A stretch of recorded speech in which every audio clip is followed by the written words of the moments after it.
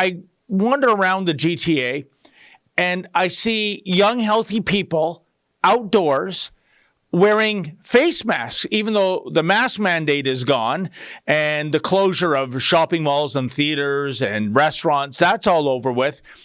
And to me, Kian, that means it's not really about the virus anymore, given that these mandates have been lifted by the chief medical health officers.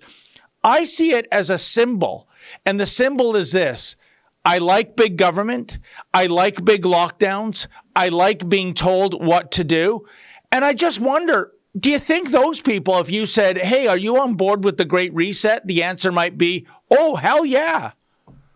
Well, Dave, it's funny. I was just talking about this last night with my fiance.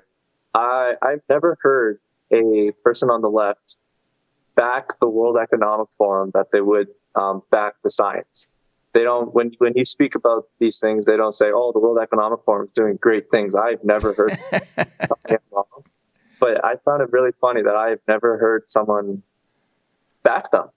But yeah, like you said, the mask is a symbol. And I think it's a symbol for what they really want. And that's us living in pods and eating the bugs.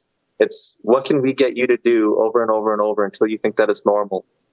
And then what can we do to get you to do something over and over until you do whatever we say is basically what that is. Keen, it's amazing how much the world has changed, especially for the younger generations. We go back some 60 years ago, they were on campus staging demonstrations in support of full civil rights against the Vietnam War. And now it's, we kind of like what big government's doing and we wanted to get bigger. How did this mindset come to be? Is it just, Kian, my theory is decades of indoctrination by those in the education system and other areas of our lives, Hollywood, sports, the judicial system, you name it, in terms of promoting far leftism? Well, yeah, and it starts in the 70s, and people will learn this in the documentary, the first episode that's coming out.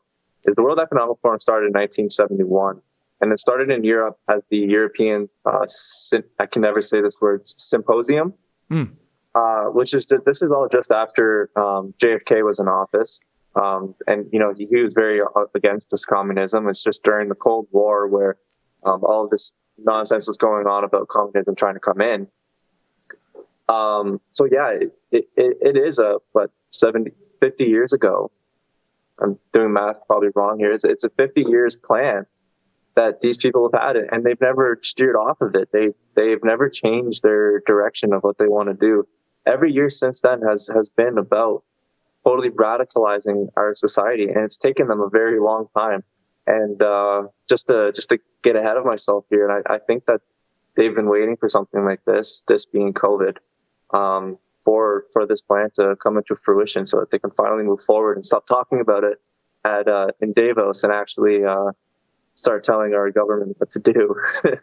And Kian, I when I look at Klaus Schwab, certainly he's the figurehead for the World Economic Forum.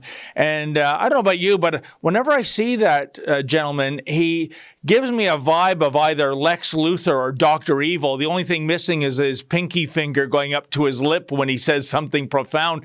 But I'm wondering, when it comes to the major movers and shakers, who's who in the WEF zoo? I'm thinking it's the likes of, say, Bill Gates or Dr. Fauci. What are your opinions on that? Yeah, so you could go back to when it started. Klaus Schwab was a nobody. Klaus Schwab was a random German, and when there weren't many Germans in America at the time, he was in Harvard, and there was a CIA-ran program, believe it or not, in Harvard, looking for prospects to start what they would call at the time the European Symposium. So it was Klaus Schwab was picked to do this, and it was when Henry Kissinger was working in office for Richard Nixon, I believe it was. So just naming these people, like you're getting into the quote unquote elites, the people who make the laws, the people who do all that kind of stuff there. going over the years, you're getting all of the world leaders from every country at these symposiums until it turned into the World Economic Forum. And now that it's the World Economic Forum, they branch off into what I was talking about before, the 5 pillars of society. So they take the best, the highest and the brightest, quote unquote, from those pillars of society, and they pick who is making a dent in the world. So just a 2-minute rant here. There's something called the technology pioneers. And this is just an example of who really runs these kind of things. Hey folks, that was an excerpt from my show, Rebel Roundup. Now, to get the full meal deal, why not go to Rebel News Plus, sign up, and never miss a Rebel News Plus show in the future.